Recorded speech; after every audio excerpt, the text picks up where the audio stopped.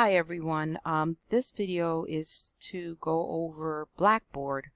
Many of you all are registered and have access to Blackboard, and hopefully you've had some time up until now to check things out. My view might be a little different from your view because my view is an instructor view. So everything that I have uploaded you may or may not be able to see at this time. But again, this is just a quick tutorial about Blackboard, and lets you see all that we have available for you in for this course. This course is asynchronous, and so you'll be logging on every week, looking at the folders and the readings, downloading the syllabus, reviewing it. Everything that you need to be successful in the course is listed in your syllabus, and Blackboard is created in a way to where it pretty much mimic or reflects your syllabus. So the way the class is set up, each week opens up during the week of content. All the assignments for the course can be found in the weeks in which they are due. So currently we are in week 1, and so you should be able to see week 1's content. As we go through the weeks to week 2, I'll be opening up each week. Expect that each week will be opened Monday morning. So usually by Monday, your course for the week's worth of content will be open in Blackboard. However, you do not have to wait until the week is opened up. You also have your syllabus if you want to look ahead for assignments and things that are due.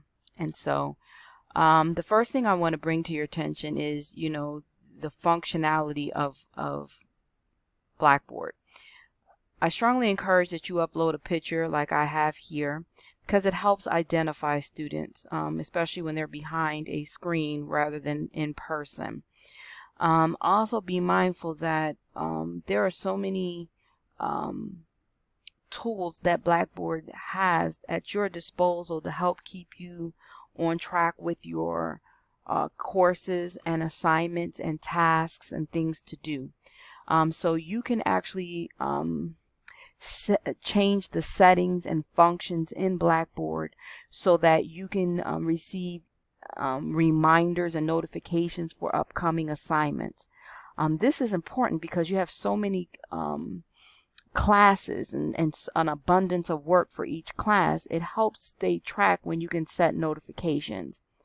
Another interesting thing about Blackboard that you may not know is that you can set a default email so that announcements can go to your email, your Howard email, or a personal email. And so whatever works best for you, please use the full functionality of Blackboard to stay on top of your assignments and not be overwhelmed. So there's just so many things that you can do. Just take time to check your account, your actual Blackboard account, and tweak the settings so that they're customized for you and they meet your needs in the course. I'll start over here. This is the course content. Everything can be found on this side. Again, all these weeks aren't open to you, but we'll be opening them up week by week. But this is most of your control functions will be on the left hand side. The announcements are important. All the announcements for the course will be uploaded here. Be sure to check Blackboard at least a couple times a week, because normally I will send at least one announcement a week. Sometimes I may send out more than one, depending on what's going on and what students need to know. So you'll always get at least one email from me. One announcement from me in Blackboard each week to help keep you abreast of things that are going on in the course, any changes in the course. And sometimes I will also post university events or changes to the campus, maybe campus closing, early shutdowns, holidays, just important information that you need to know about the campus can be found here too. Also, I also make sure that if there's anything important that you need to know, and sometimes reminders for assignments, I will also be putting an announcement. So please make sure you check your announcements at least twice a week. Following the announcements is the course content tab. Here is where you'll find a lot of the important documents that you need to get through in the course. The syllabus is listed here. Here's a article that I like to post for students called Learning Your First Job. Very important article. Please take your time to read it. It'll help set the tone for your courses.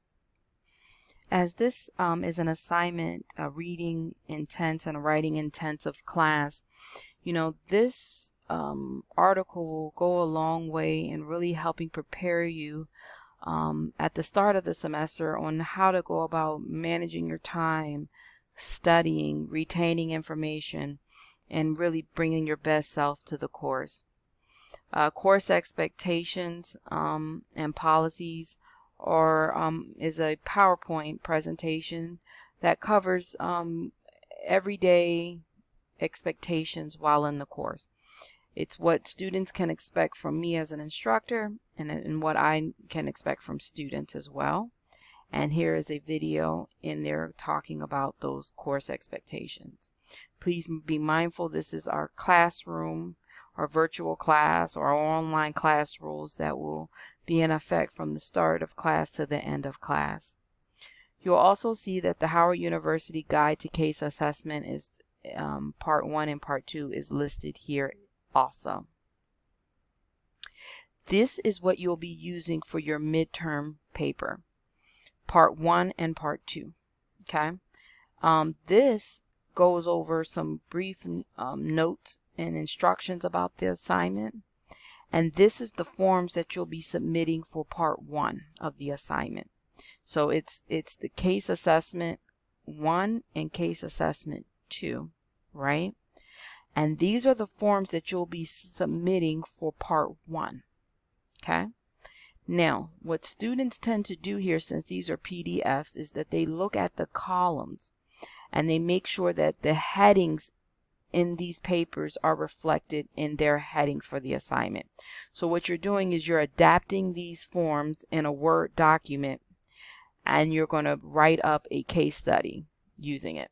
So Part 1 is utilizing and applying these guides, and you're going to do that in a Word format. Okay, so the case assessment guides has areas, many areas that you would a lot of data that you will gather if you were doing a case study. Demographics, ethnicity, religion, medical status, family support, DSM-5 diagnosis, symptoms. It has many areas to cover. And so what I want you to do is use this format of the case study guide or the case assessment and the mental status exam, and you're going to adapt them in a Word document. Again, because it's a PDF, you can't write on it, but you're going to utilize the headings to create your case study.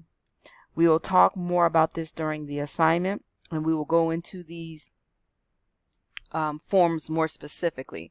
But I want you all to know that the forms that you need for the midterm assignment Part 1 is listed here. Howard University Black Perspective Monograph. One of your required readings is Gordine and Cross Black Perspective Monograph. When you are assigned a reading from that required reading, the entire monograph is listed here, is uploaded here for your review. You'll also see that there are folders with important information for your assignment. So for assignment 1, this is a resource folder. Similarly, for assignment 2, this is a resource folder as well, including an APA resource folder and a COVID-19 resource folder. Again, all these things can be found under the course content. Here are your discussion boards. All the discussion boards can be found in the discussion board tab. The discussion boards will open up on the week that they're due. They will close at the deadline. Please be mindful that discussion boards will not open back up after they are closed. For your discussion boards, the instructions will always be listed as part of the prompt. The original post is due on Thursday at 11:59. Reply posts are due Sunday at 11:59. So your original post for this course will always be Thursday. You have up until the end of the day or night on Sunday evening to post your replies. This is important to have this cutoff for original posts, because now every student in the class will know, if they want to go into reply to discussion boards, that every student in this course should have posted their original post by Thursday. So anytime after Thursday, all students should have a posting up and available for you to reply to. As you see, when the weeks open up, there will be added prompts for each week, and as a new week prompt open up, the prior week prompt will close. As we get somewhere around midway or toward the end of the semester or closer to the end, I will open back all the discussion boards in case you want to review the content discussed by yourself as well as other students in the course. Week 1, which is available to you all right now, and all the weeks are set up in the same way. And so I'm going to go over week 1 with the understanding that all the other weeks are set up similarly. Always at the top of your Blackboard will be the readings, again adapted from your syllabus, the areas that we're covering for the week, as well as the required readings and sometimes supplemental readings, right? So that you can take a quick, this is a quick look or a quick glance at the content. As you move down through the Blackboard list, you'll see that most of the content is also listed in folders. So you have a required PowerPoint folders for in some of the weeks, required websites, required videos, and also additional folders as necessary, including supplemental readings. Okay, so everything that you need can be found in each course.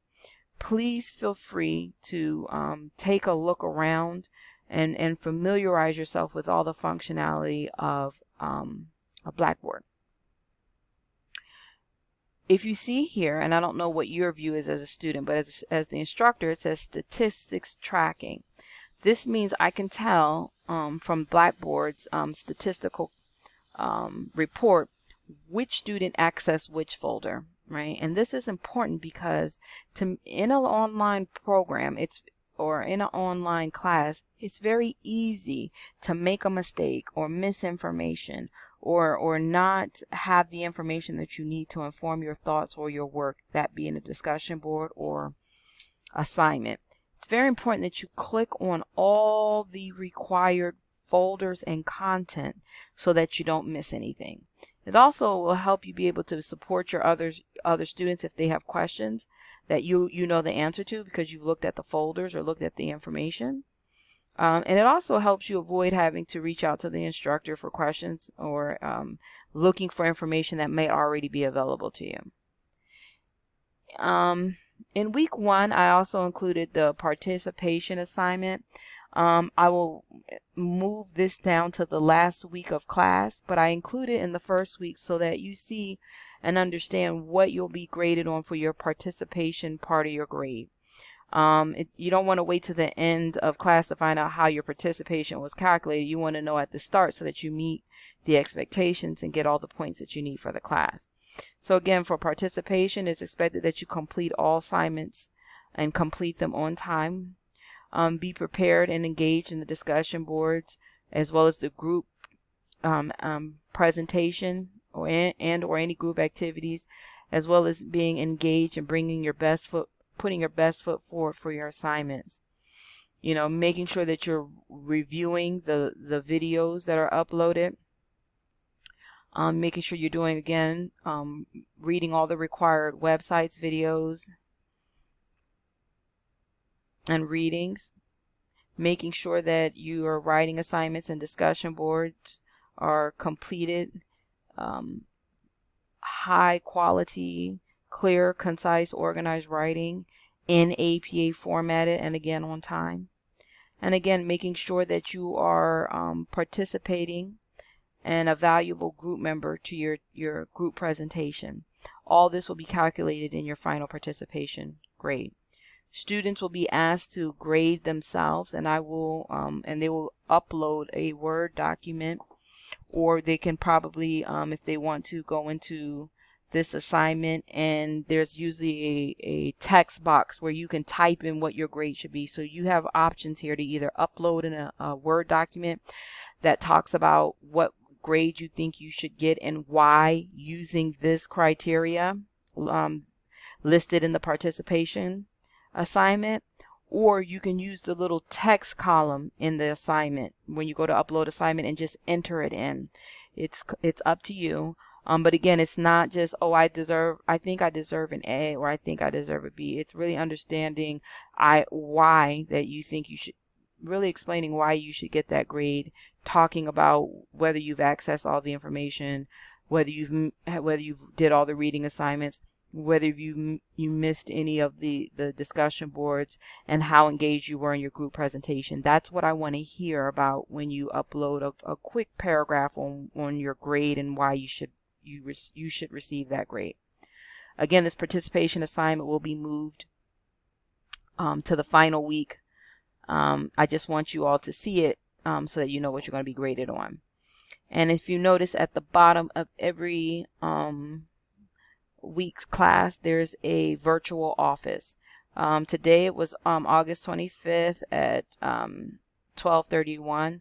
I will also include a date and a time. This time may change from week to week as my schedule changes, but know that you can get in contact with me other ways other than virtual office. But for now, each week we will have group virtual office where you can stop in and have a real-time conversation with me and ask any questions, give me feedback on the course as well, and just ask any questions that you may have related to assignments.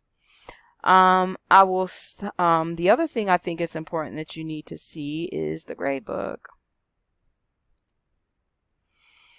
So here, all of you are listed, and no grades are entered, of course, for any of you all. But I wanted to bring your attention here. This is how I know the statistics tracking. So I know who accessed the course when. It tells me the last access, and then I can actually go in and see a history of access from students. That's what I see on my end, and that's how I'm able to track it. The weighted total is your real-time grade for the course as you submit assignments and get the grade calculated in Blackboard. Please pay attention to this weighted total, because this is what your current grade would be in the class if grades were to go in at any given time. This is the column in which I look when it comes time to for midterm advisements, and usually this total, I will look at it right after I grade the midterm and see where students stand in the course. Again, if they are 79 and below, they'll get a midterm advisement here, because it's saying that their grade in the class is C or below. And as stated earlier, the midterm advisements are meant to support you and get you on the right track. All the assignments for the course are listed here in the grade book, and as you upload them, it'll show me or notify me here, and then I go in and grade, and you'll have your final grade. All the assignments here will be in your grade book except for case study part 1. Case study part 1 is not graded because it's part of, these are the same assignment. So this part of the assignment will inform this part of the assignment. Okay, I'll go more into details about this when I upload an assignment video, but for purposes of this video, case study part 1 is not graded, but case study part 2 is graded. And in the past, this used to be one full assignment, and I broke it down into parts so students wouldn't get too overwhelmed with it. But so other than the case study, the rest of this will be graded. And again, these are all your discussion board weeks, which will eventually get graded, and your participation grade, which will happen at the end. And so I felt that was important that you know about that. The other thing I'm going to bring to your attention is your groups. So you guys are all in groups now, and this is the group for your oral presentation. Please make sure you click on the link, find out who your group members are. Also be aware that you have all these tools in Blackboard. You have Blackboard Collaborate, which is similar to what I do when I do virtual office. You all can do virtual through using Collaborate if you wanted to. You can file exchange. There's a group blog. You can do a discussion board, journal, whatever you need you can use for your group. Now, I do realize that a lot of times students have their own methods of communication outside of class, and they prefer to use those methods rather than the group that is created in Blackboard. That is completely up to you. Just know that I cannot see any activity if you use something outside of Blackboard, which I don't need to necessarily see your activity as long as everyone's doing their part and the presentation is moving forward nicely. If there are students that are not engaged, that are not following up, there's no way I'll know if you're using outside ways to communicate. That means you would have to let me know if there are students who are not engaged in or not responding to emails or phone calls or text messages, etc. And so that's pretty much Blackboard in a nutshell. I hope this brief tutorial is helpful to you. The only thing I just want to really make sure you guys are aware that you may not see the assignments for any given paper at this time, and it's only because it's not due yet. Assignments will show up in Blackboard for upload, for students to upload their work in the week that it is due. So again, there's no written assignment due in week 1, so there's no tab for an assignment in week 1. However, when we do get to a week where there's an assignment due, you will see the assignment tab for upload. I hope this video was helpful to you and helps you at least understand how to better navigate through Blackboard and our course page on Blackboard.